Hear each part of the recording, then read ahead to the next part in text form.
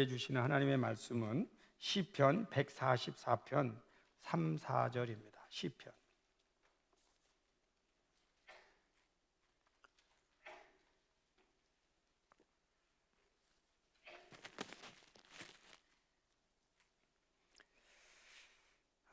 시편에 있는 말씀인데요, 제가 3절, 여러분이 4절을 읽으시면 되겠습니다. 여호와여, 사람이 무엇이기에 주께서 그를 알아주시며 인생이 무엇이기에 그를 생각하시나이까.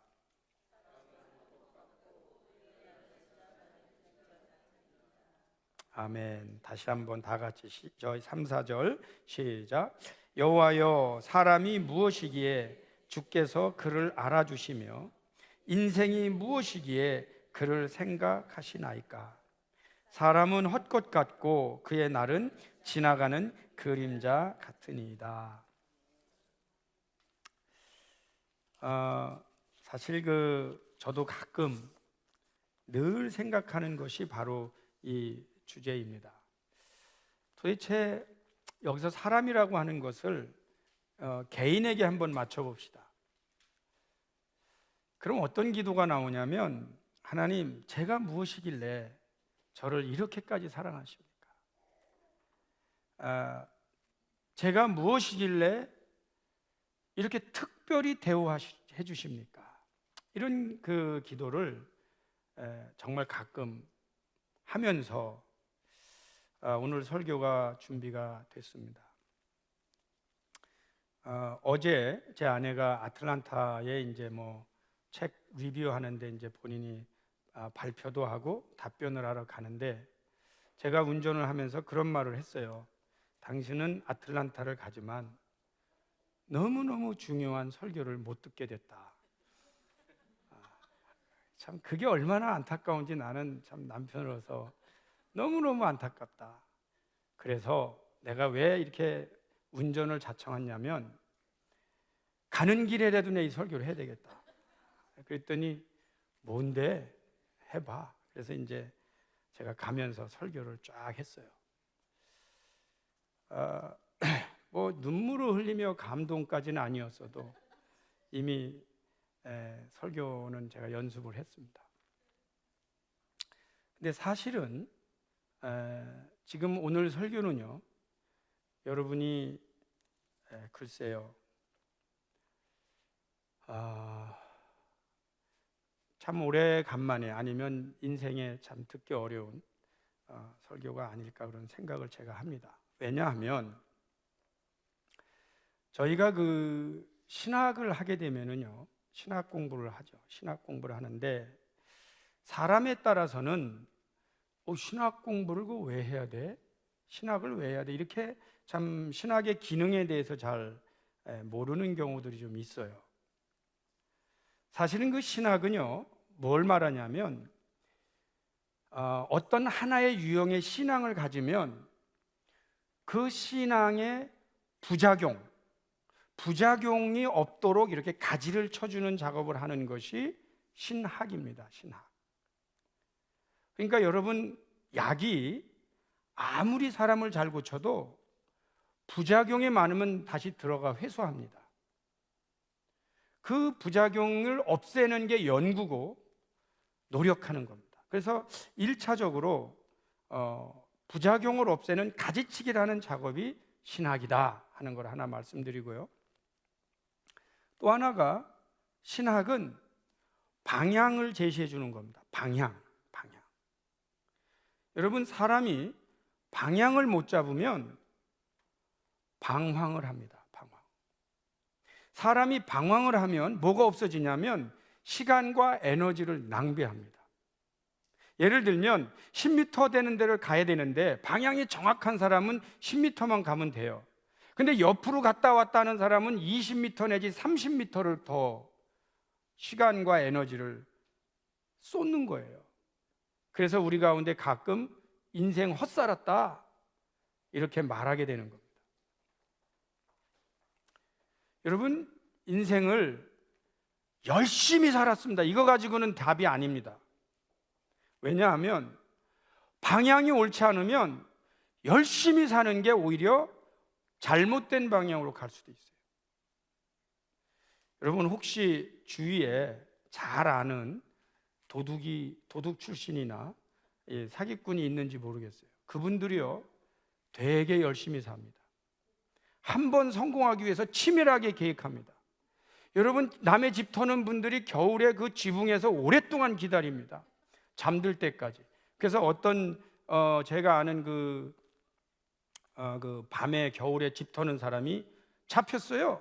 왜 잡혔냐면 이제 딱 잠들기 위해서 위에서 기다리는데 그날따라 이 부부가 얘기를 오래 하면서 잠 안 들어갔고 하도 추워서 이렇게 떨면서 좀 둥둥 뛰었는데 그게 소리가 나갖고 신고가 돼서 잡혔어요.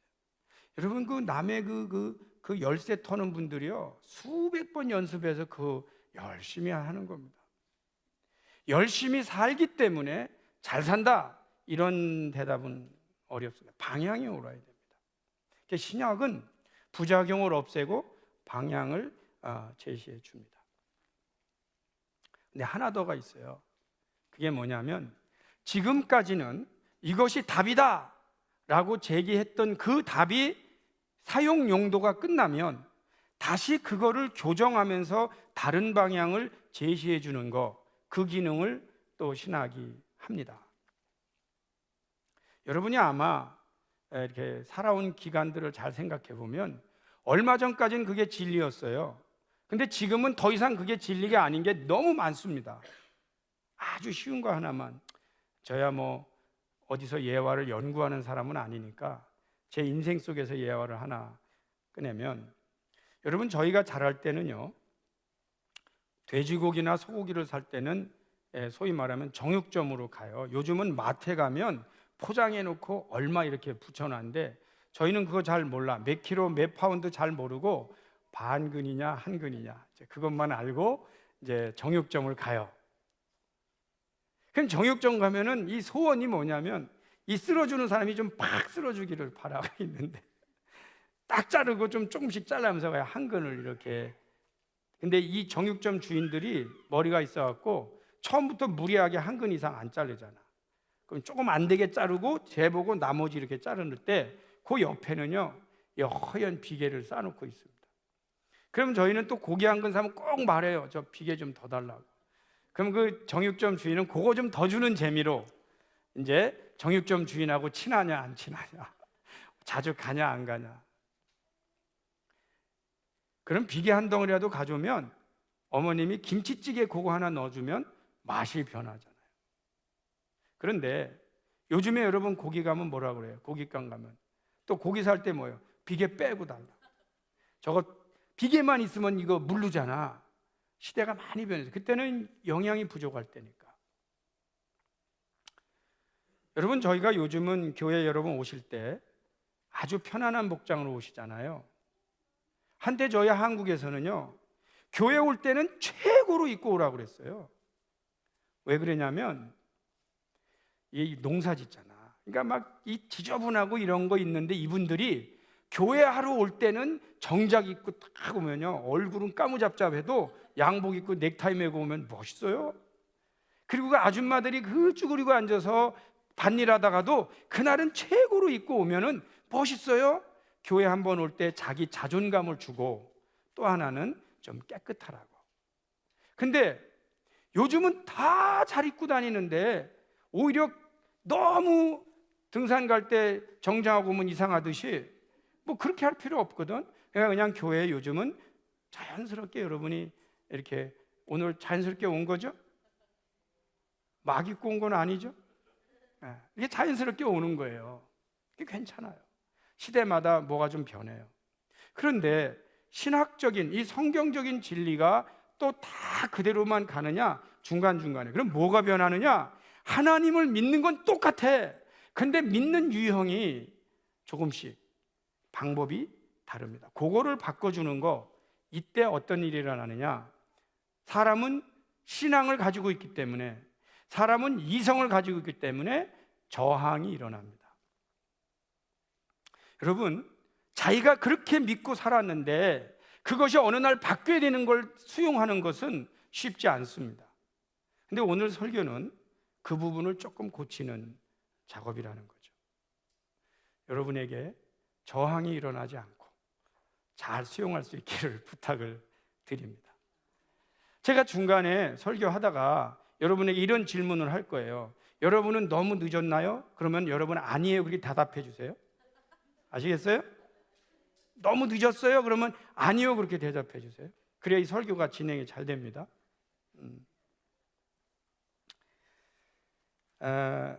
이런 얘기죠. 인간이 도대체 무엇이길래 하나님 저를 이렇게 특별히 대우하십니까? 창세기에 보면 인간이 나오죠. 인간이 어떤 존재인가 나오죠. 거기에 보면 하나님께서 자기의 형상대로 인간을 만드세요.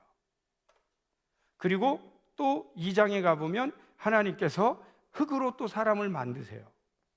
1장에 보면 빛을 먼저 만드시고 마지막 날에 이 만드는 것의 마스터피스로 인간을 만드세요. 그런데요, 2장에 보면 창조 이야기가 또 나와요. 근데 거기에 보면 인간을 가장 먼저 만드세요. 여기서 여러분 하나님이 뭐로 창조하셨어요? 물으면 다 말씀으로요. 그러면 인간도 말씀으로 만들었죠. 그러면 성경에는 흙으로 만들었다고 돼 있는데 죄송하지만 그 흙으로 만든 얘기는 2장에 나오는 다른 창조 이야기예요. 그래요?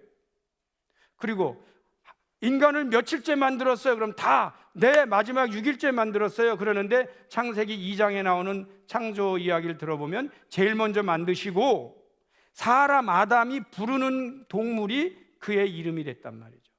그럼 우리는 이런 질문을 해요. 아니, 완전히 컨트라딕터리한 다른 신앙 창조 이야기가 왜 창세기에 2개나 나옵니까? 정말 하나님께서 우리를 사랑하시면 둘 중에 하나만 넣지 왜 우리로 하여금 헷갈리게 합니까? 그렇게 말할 수 있잖아요. 근데 놀랍게도 이 창조 이야기의 핵심을 알아야 된다는 거죠. 여러분 말씀으로 창조하신 쭉 이야기를 들어보면 하나님께서 마지막으로 이렇게 너무나 인간을 귀하게 창조하세요. 2장도 마찬가지인데 오히려 2장에서는 인간을 제일 먼저 창조하시고 나머지 사람이 다 이름을 지켜 만드신단 말이에요. 근데 처음에 창조 이야기와 둘째 창조 이야기의 공통점이 뭐냐면 하나님께서 인간을 특별하게 만드셨다는 거예요. 그렇다면 이 2장은 공통점에 있어서는 같아요. 내용은 뭐냐? 사람에 대한 창조 이야기는 핵심이 뭐냐면 하나님과 인간의 관계 안에서만 읽을 때 이해가 되는 본문이에요. 만약에 창세기 이야기를 가지고 천지창조를 설명하려고 하면 맞지 않습니다. 창조 이야기를 가지고 우주 질서를 이야기하려고 해도 맞지 않습니다. 왜냐하면 그 창조 이야기의 가장 핵심은 하나님과 인간과의 관계를 설명하고 있는 겁니다. 그런 관점에서 보면은 맞아요. 오케이. 그런데 문제가 뭐냐면 그 창조를 하신 그 하나님께서 이제 사람들에게 자기의 형상대로 만드셨다가 굉장히 똑같고 그 다음에 흙으로 만드셨는데 거기다가 당신의 호흡을 넣어주셨어요. 둘 다 very special, very special. 너무나 특별한. 처음에는 모양이 닮은 것 같고요. 두 번째로는 호흡을 집어넣기 때문에 역시 공통점이 있어요. 하나님의 어떤 모습을, 형상을 쉐어링한 존재예요. 그것이 다른 식물과 동물과 다른 거예요. 매우 특별한 존재라는 거죠. 그것도 아무 문제가 없어요. 그런데 문제는 하나님께서 너희들 있잖아, 내가 이렇게 만들었으니까 선악을 알게 하는 나무의 열매는 먹지 마. 그런데 이 사람이 이걸 먹었단 말이야. 그랬더니 하나님께서 그들에게 벌을 주셨어요. 그 벌이 대표적인 게 뭐냐면 남자는 이마에 땀이 나야 먹고 여성은 아기를 낳을 때 통증을 더 하셨어요. 그러니까 아마 그전보다 더 어렵게 통증을 더 하셨어요. 없는데 있게 하신 건 아니에요. 그러면서 이제 우리는 복음을 우리 인간을 뭐라고 정의하냐면 인간은 하나님의 형상이다. 그리고 구원은 이 하나님과 인간 간의 그 순종과 불순종의 관계가 깨졌는데 이거를 회복하는 것이 구원이다. 그래서 그 구원은 뭐냐면 하나님의 형상을 회복하는 거다. 이제 여기까지가 전통 신학이 우리에게 가르쳐 줬던 내용이에요. 근데 왜 이 신학을 교정해야 되죠? 문제가 뭐냐면 이 사람이 이제 그 성경을 좀 더 보면 어떤 문제가 나오냐면 아담과 하와가 죄를 지었어요. 그리고 벌 받았어요. 너 죽을 거라고 그랬어요. 근데 여전히 이제 살아있단 말이죠. 근데 살아있는데 그들이 아기를 낳은 거예요. 그게 누구냐면 가인과 아벨이에요. 근데 이 가인과 아벨이 직업이 뭐냐면 가인은 농사를 짓는 사람이었고 아벨은 양을 치는 사람이었어요. 다시 말씀드리면 이 구약에서 우리나라도 마찬가지예요. 그의 직업이 뭐다 말할 정도면 그 사람들이 최소한 20살은 넘은 거예요. 그렇다면 가인과 아벨이 벌 받고 나서 아이를 낳아서 장성하게 키웠다는 거죠. 그의 삶의 스토리가 없는 상황에서 인간을 정의했고 삶의 스토리가 없는 가운데서 인간의 구원을 정한 것이 문제라는 거죠. 다시 한번. 그런데 그 가인과 아벨이 어떻게 됐어요? 가인과 아벨이 하나님께 이제 예물을 드리고 이 제사를 지내요. 예배자로서. 그런데 가인은 이 곡식을 갖다가 바쳤고 아벨은 양의 첫 새끼, 양의 이제 그 양을 갖다 하나님께 바쳤어요. 근데 하나님께서는 아벨의 것은 받으셨어요. 그때 이미 뭐가 있냐면 하나님 앞에 믿음으로 정성껏 예배를 드리느냐 안 드리느냐, 이 이제 인간에게 나타나는 현상이 거기에 나타나는 대표적인 모습이에요. 그것도 괜찮아요. 근데 문제가 뭐냐면 가인이 시기가 생겨서 아벨을 들에서 돌로 쳐 죽인 거예요. 그러니까 아담과 하와의 입장으로 보면은 어떤 문제가 생기냐면 두 아들 중이 싸워서 한 아들을 죽이는 비극이 발생한 거죠. 창조 이야기 중에 인간을 정의할 때는 세 단계가 있습니다. 하나가 창조하고 불순종하고 벌 받은 거, 둘째 아기들을 낳고 가정생활하면서 잘 양육한 거, 세 번째가 비극이 발생하는 모습. 그때 하나님께서 어떻게 처리하셨냐면 아벨이 죽으니까 그에게 또 다른 아들을 주셨어요. 그 아들 주신 그 아들 이름 외우는 건 되게 쉬워요. 세 번째 아들을 주셨거든. 그의 이름이 셋이에요. 그래서 아들을 주셨단 말이에요.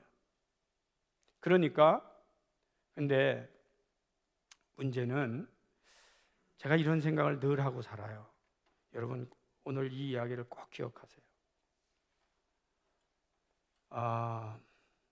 기독교인들이, 구원받은 기독교인들이, 혹은 신앙이 좋다는 기독교인들이 사회 속에서 많은 사람들하고 강하게 사회생활 잘하면서 잘 크는 게 아니고 오히려 기독교인들이 더 나약하게, 기독교인들이 더 자기들끼리 크는 형태로 신앙의 모습이 규정된다는 거예요. 그거 왜 그러냐면 아직 사회생활하고 비극적인 상황이 일어나기 전에 인간을 규정했고 아직 사회생활하고 비극적인 상황을 거치지 않고 인간의 구원을 선포했기 때문이에요. 실제로 인간론과 구원론에서 굉장한 확장이 일어나지 않으면 어쩌면은 기독교는 계속해서 사회 부적응자만 양산해내는 종교가 될 수도 있다는 겁니다. 여러분 교회를 잘 다니면은요, 믿음이 좋으면 사람들과의 관계가 끊어지는 거는 맞아요. 그러나 끊어지면서 자기들끼리만의 모임이 생기는 것은 그렇다고 해서 기독교가 아니에요. 기독교는요, 오히려 사람과의 관계를 맺어가는 종교예요. 그렇다면 세례 요한의 종교는 기독교가 아니라는 거예요. 세례 요한은 어떻게 했죠? 어떤 광야로 이렇게 사람들을 불러냈단 말이에요. 또 그 세례 요한 이전에 쿰난 공동체라고 있어요. 아주 신앙이 좋은 사람들이에요. 그 사람들은 사회로부터 격리해서 쿰난이라는 데 가서 거기에서 진을 치고 본인들끼리 살았어요. 그럼 이런 유형이 기독교에 없나요? 있죠. 수도원도 있어요. 근데 문제가 뭐냐면 세상으로부터 나오는 것까지는 좋아요. 그런데 나와서 본인들의 거룩을 유지하는 것도 좋아요. 근데 문제가 뭐냐면 거기까지예요. 오히려 공동체에서 본인들끼리 그렇게 잘 살면 그거로 하나님의 구원이 완성된다면 그거는 예수 종교가 아닙니다. 왜냐하면 예수님이 세례 요한과 근본적으로 다른 게 뭐냐면 예수님께서는 오히려 사람들 속으로 들어가셨다는 거예요. 사람들 속으로 들어가셨다. 다시 이거를 오늘 창세기와 말씀을 드리면 이렇게 볼 수가 있어요. 사실 인간은요, 저도 그렇게 배워왔기 때문에 지금까지 뭐라고 규정했냐면 인간은 하나님의 형상으로 지음받았다. 이것으로 인간을 정의해도 아무 문제가 없다고 생각하고 살았어요.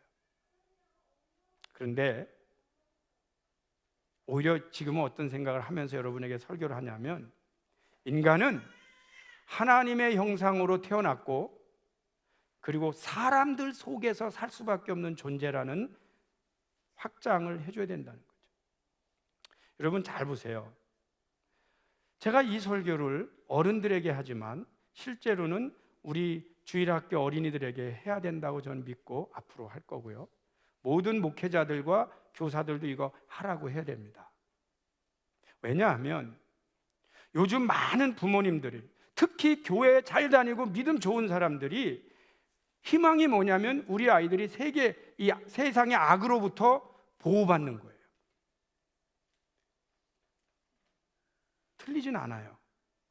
근데 문제는 그렇게 커서 뭘 하겠다는 거예요. 그렇게 키우면 아이들이 뭘 할 수 있을 것 같아요. 제가 우리 아이들한테 토요일마다 기도를 해줍니다. 여러분이 다 아시는 상식이 있을 겁니다. 그게 뭐냐면 우리 이 바디에 면역성이 있어야 됩니다. 면역성이 있어야 평소에 운동도 하고 면역성이 있어야 병균이 침범해도 이거를 이깁니다. 근데 이 면역성을 죽이는 모든 좋은 방법은 모든 병균의 침입을 막는 거예요. 근데 문제가 뭐냐면 이 사람이 병균의 침입을 막는 유리관 안에서만 살 수 있다면 그 방법이 틀리진 않아요. 그러나 문제는 그 사람이 다시 세상 가운데 나가야 돼요. 그럴 때는 면역성이 가장 떨어지는 사람이 가장 먼저 병에 걸립니다. 사실 저는 이 설교를 10몇 년 전부터 했지만 이 신학적인 끈을 찾는 데 오래 걸렸습니다. 무슨 말씀이냐? 쉽지 않죠. 여러분, 우리 부모가 돼서요, 우리 목사가 돼서 교인들이 사회 속에서 죄악 가운데 함께 살아간다. 이거는 쉬운 얘기가 아닙니다. 그런데 오늘 시편 기자의 그 기도를 들어보면 하나님, 인간이 무엇이길래 저를 이렇게 사랑하십니까? 이 이야기는 완전히 삶의 질곡 속에서 내가 뭔데, 왜? 이 속에 뭐가 들어가 있냐면 이미 죽어 마땅한 죄가, 아니면 회복 불능한 죄가 어떻게 하여 하나님의 은혜로 구원을 받았습니까? 여기에 대한 감사거든요.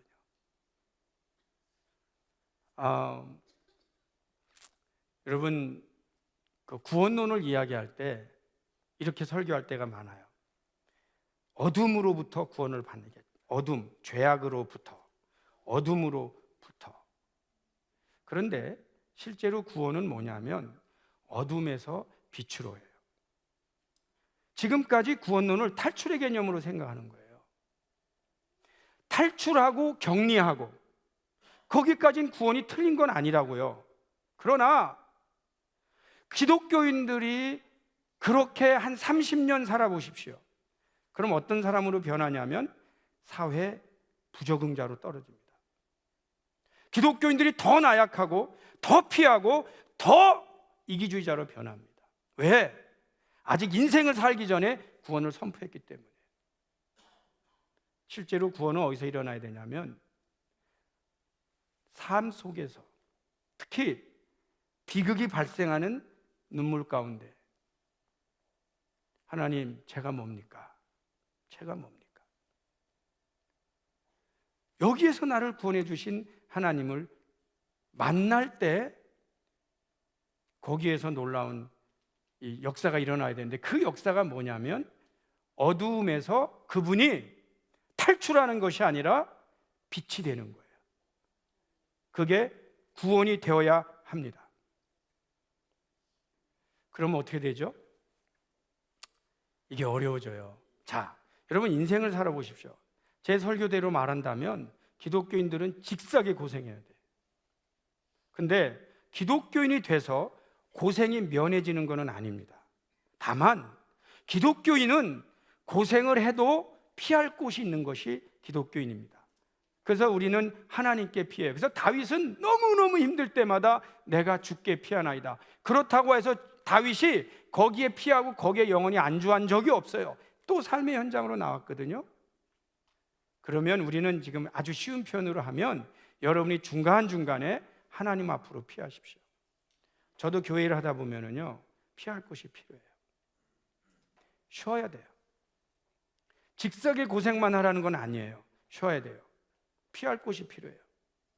그런데 쉬다가도 또 힘을 얻어요. 힘이 났어요. 그럼 또 나가야 돼요. 어디로? 세상으로 가야 돼. 어디로? 애니타임 비극이 발생하는 곳으로. 아담과 하와는요, 인생 중에 여러분 그런 경험 제가 죄송하지만 묻기 어려워요. 그 비극이 뭐죠? 여러분 자식 중에 하나가 또 다른 자식을 죽인 일이 있어요? 이 엄청난 비극을 당한 이 아담 하와에게 하나님께서는 셋을 주시는 거예요.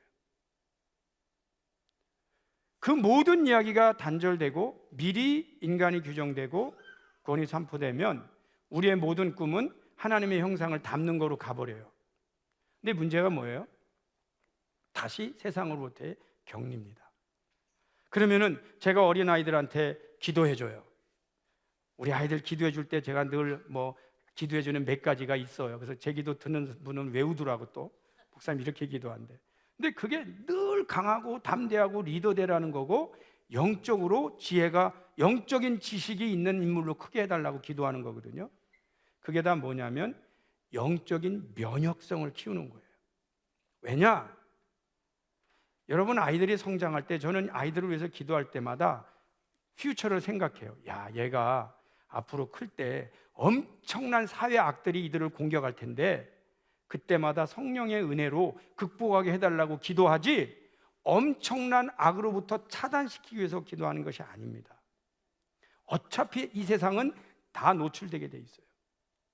이제는요, 막을 길이 없는 세대가 온 거예요. 이제 남은 것은 이 속에서 어떻게 우리가 건강하게 기독교를 살아가느냐 뿐만 아니라 여기에서 빛을 발하는 사람으로 되려면 여러분 기독교인들이 사회생활을 잘해야 됩니다. 여러분 교회 다니면서 뭐 하죠? 사회생활 연습하세요. 어디 가더라도 인사 잘하고, 어디 가더라도 내 일 있으면 팔 걷어붙이고 일하면서 사람들로부터 인정받아야 되는 겁니다. 세상 사람이 봐도 한심하고 우리가 봐도 한심한 사람으로 교회를 다닐 수 없어요. 그런데 놀라운 것은 그 사람들이 더 믿음 좋은 소리를 한다는 거야. 그건 아니야. 어떻게 이런 부조리가 양상되느냐? 신학에도 문제가 있는 거예요. 극복해야 돼요. 오늘 우리가 이 부분에 대하여 여러분에게 제가 설교를 하는데 문제가 뭐냐면 여러분들이 듣기에는 너무 늦은 것 같다는 거예요. 아이들부터 다시 해요. 여러분이 지금 그거 다 극복하면 지금도 이 어두움에서 좀 더 나은 생활, 좀 더 좋은 생활, 안전한 데로만 피하려고 하지 정상적으로 내 몸 상처받아가면서 엔카운터를 하느냐는 거죠.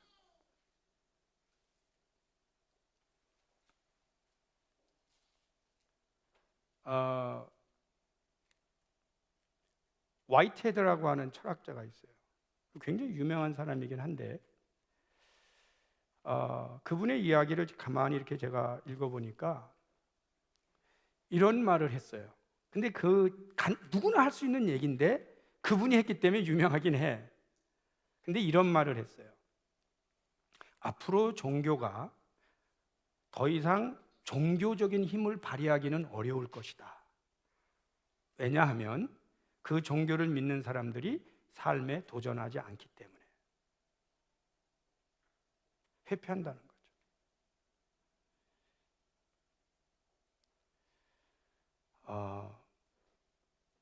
저도 그런 많은 위험이 도사리는 데서 아이들을 기르고 있고 목회를 하고 있습니다. 지금이라도 맞다. 지금 내가 있는 곳에서 내가 인정받아야 된다. 근데 그 있는 곳에서 상처가 없느냐? 있습니다. 여러분 교회 다니면서 상처 조금 받았다고 나가 떨어지지 마세요. 그거 다 먹어가면서 교회를 하는 거고 극복하는 거고 하나님 일 하는 거지, 나약한 것이 의로움이 될 수 없어요. 쓰러지는 것이 의로움이 될 수 없어요. 오히려 먹고 크세요. 먹고 크세요. 사회적인 경험이요, 이게요 나쁜 것만은 아닌 것 같아. 저도 죄를 많이 져보고 지금도 짓고 있고 앞으로도 보장이 없는 이런 삶을 살면서 뭘 깨닫냐면, 하나님 제가 뭔데 저를 이렇게까지 사랑하십니까? 제가 뭔데? 하나만 물어보겠어요. 여러분 지금 이 생각을 다 바꾸고, 오케이, 나 지금까지 알는 것 좀 더 삶의 현장 속에서 어둠으로부터 구원이 아니고 어둠에서 빛으로의 구원으로 살겠습니다. 여러분 좀 너무 늦은 거 아니야? 여기서 대답하라니까. Isn't it too late?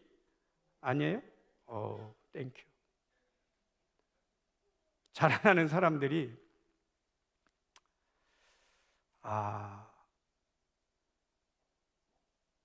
혹시 우리가 앞으로 하나님의 믿음 구원받은 건 다 똑같아요. 근데 이렇게 격리해서 구원받는 거 말고 되게 힘들고 땀 흘리고 아직도 상처가 아물어지지 않았는데도 불구하고 그래도 거기서 한 가닥 빛을 발하는 구원을 받겠다고, 그러니까 피곤하다고 힘들다고, 그래도 그 일에 여러분이 한번 나서겠냐 이거죠. 실패라고 하면은 제가 볼 때 제가 좀 조사를 해봤는데 이 사람만큼 또 실패를 많이 한 사람도 없는 것 같은 사람 한 분을 제가 좀 소개를 하겠어요. 혹시 여러분이 감을 잡을지는 모르겠습니다만, 이 양반이 7살 때 집을 잃어버려요. 집이 없어져요. 7살 때. 그리고 9살 때 어머니가 사망을 합니다. 그리고 23세 때 사업을 하다가 완전히 파산을 하고, 그 파산한 돈을 갚느라고 그 후 17년간 고생을 합니다. 그런데 이 사람이 꿈이 있어갖고 24세 때 일리노이 주의회 선거에 자기 후보로 나서지만 낙선합니다. 그리고 다행인 것은 24세 때 공부를 열심히 해서 변호사가 돼요. 그리고 25세 때 일리노이 주의원에 당선이 돼요. 2번 성공했어요. 그리고 다시 약혼자가 26세 때 사망을 하고 그 충격에 많이 여러 가지 있어서 28세 때 신경쇠약으로 병원에 입원합니다. 그리고 30세 때 주의회 의장직 선거에서 패배하고요. 32세 때 정부통령 선거위원 출마했다가 패배합니다. 그리고 34세 때 하원 의원 선거에서 낙선합니다. 그리고 38세 때 다행스럽게 역시 연방의회 하원 의원에 당선됩니다. 3번 선거합니다. 그리고 40세 때 하원 의원 재선거에서 낙선합니다. 그리고 46세 때 상원 의원 선거 낙선하고요. 47세 때 부통령 후보 지명전에서 역시 100표 차로 낙선합니다. 그리고 49세 때 상원 의원에서 다시 떨어집니다. 그리고 51세 때 마침내 미국 16대 대통령이 되는데 그 사람이 누구냐면 에이브라함 링컨입니다. 이분의 가만히 이야기를 들어보면 실패가 성공의 한 5배는 돼요. 근데 이 사람이 마지막까지 그 많은 어려움에도 불구하고 대통령이 돼서 이 사람을 하나님께서 어디다 쓰셨냐면 노예를 해방하는 전쟁을 이기도록 하셨어요. 이제 이분이 가만히 보면 인격은 모르겠어요. 그러나 이분은 어두움에서 대통령이 되고 그거로 자기 인생을 산 거는 아닌 것 같고요. 이분은 세상의 빛으로 살다가 assassinated, 저격당해서 죽어요. 연극을 보다가. 그런데 지난번에 미국 역대 대통령 중에 가장 훌륭한 대통령 한 명 뽑으라고 그럴 때 링컨이 뽑혔어요. 이분이 국가적으로 금식 기도를 선포한 대통령입니다.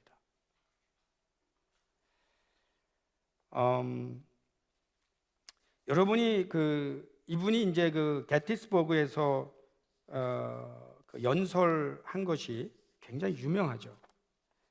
그 연설 내용이요, 제가 보니까 2, 3분밖에 걸리지 않고 단어가 한 300개밖에 안 된다고 그래요.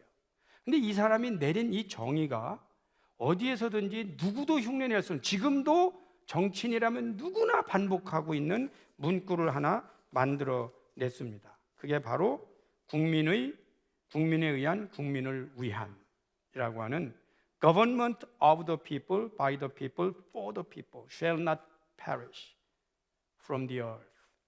이 유명한 얘기를 한 거죠. 아직도 회자되고 있는 거죠. 반복되고 있는 거죠. 한 분만 더 소개를 하면, 여러분이 저희 찬송가에 Amazing Grace, 존 뉴턴 1779년에 그분의 작사 내용을 가지고 찬송을 부르는데, 그 내용이 이제 뭐냐면 그분이 기독교인이에요. 그런데 이 사업 망하니까 죄 짓는데 나선 거예요. 돈이 없으니까. 그게 뭐냐면 죄인들을 나르는 배에 선장을 하는 거죠. 근데 그때 당시에 같은 기독교인이 말려요. 이 양반아, 그거 죄 짓는 건데 그거 왜 해? 왜? 그래도 자기가 그걸 통해서 한번 일으키려고. 근데 재밌는 게요, 노예를 실으러 가는 과정에 폭풍우를 만나요. 그러니까 뭐하러 가는 과정에? 죄 지러 가는 과정에. 근데 이 사람이 뭘 체험하냐면, 비록 죄 지러 가는 자기가 폭풍을 만나니까 기도를 하더라는 거야. 제가 한번 패러디하면, 내가 남의 집을 털어. 근데 이 열쇠가 다 외워놨는데 안 외워져. 그때 기도하는 거야. 하나님, 이거 좀 생각나게 해달라고. 이게 말이 되냐고. 근데도 그걸 한 거야. 그걸 한 거야. 근데 그 와중에 이분이 양심의 가책을 느끼는 거예요. 그리고 나중에는 그걸 다 그만두고 목회자가 됩니다. 그리고 그분이 작사한 내용이 나 같은 죄인 살리신 주은혜 놀라와. 근데 이 찬송이요, 제가 계산해 보니까 236년까지 현재 우리에게 불려지고 있는 거예요. 여러분, 200년 넘도록 여전히 한국 사람이 예배 시간에 가장 많이 부르는 찬송을 전국에서 주보를 수거해서 횟수를 계산해 본 결과 이 찬송이 1위로 나왔어요. 여러분, 미국 역사의 고비 때마다 부른 찬송이 이 찬송입니다. 그럼 왜 이것은 오늘날 우리에게 불려지고 있느냐? 실제로는요, 삶 속에서 구원받았기 때문에 능력이 있다는 거죠. 만약에 제가 볼 때는 하나님 앞에 형상을 회복하는 정도는 2살 이하로 죽으면 그 은혜가 필요해요. 그러나 3살 이상 살면 삶 가운데 은혜 받고 빛으로라는 은혜를 받아야 됩니다. 다시 말씀드리면 구원론이 어린아이들 구원받는 정도로 삶이 다 단절된 상태에서 인간을 정의하고 구원을 선포하는 것이 확장이 돼야 된다는 거죠. 여러분, 3살만 되면 인생에 뭐가 생겨요? 비극이 발생하는 거예요. 내 장난감이 없어진 거예요. 이런 비극이 알고 봤더니 저쪽 애가 가져가서 망가뜨린 거예요.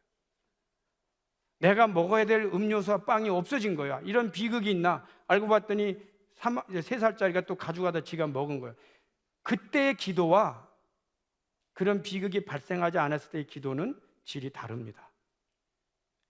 그때의 악과 사랑의 개념이 달라집니다. 우리의 구원은 어디서 받아야 되느냐? 내가 죽어 마땅한 비극과 삶의 죄악 속에서 구원을 받는 겁니다. 우리가 그 사실을 어려서부터 배워야 사회 속에서 훌륭한 기독교인으로 성장하는 겁니다. 저희는 단지 안전하기 위하여, 도피하기 위하여 기독교를 믿는 것이 아닙니다. 여러분이 어딜 가더라도 잘하는 사람으로 성장하기 위해서, 누가 봐도 인정받는 사람이 되기 위해서 기독교는 우리에게 주신 복음입니다. 아까도 제가 말씀드렸죠. 결론입니다. 빌립보서 4장 13절에 보면 내게 능력 주시는 자 안에서 내가 모든 걸 할 수 있다 그랬거든요. 근데 그 앞뒤를 보면은 I can do everything through whom, who empowers me, 그런 말씀이긴 한데 전체를 보면 어떠한 상황이 돼도 저는 모든 일을 다 할 수 있다고 하는, 모든 상황 가운데 감당할 수 있다고 하는 신앙 고백이에요. 그게 그렇다면 실제로 하나님께서 우리를 구원하신 곳은 어디냐? 세상 가운데서요. 그리고 그렇기 때문에 우리가 다시 이 기도를 드릴 수 있는 겁니다. 하나님, 제가 뭔데? 사람이 뭔데? 이 저에게 구원을 이렇게까지 주십니까? 감사합니다. 여러분, 같이 기도할 수 있기를 바랍니다. 잠깐 기도합시다.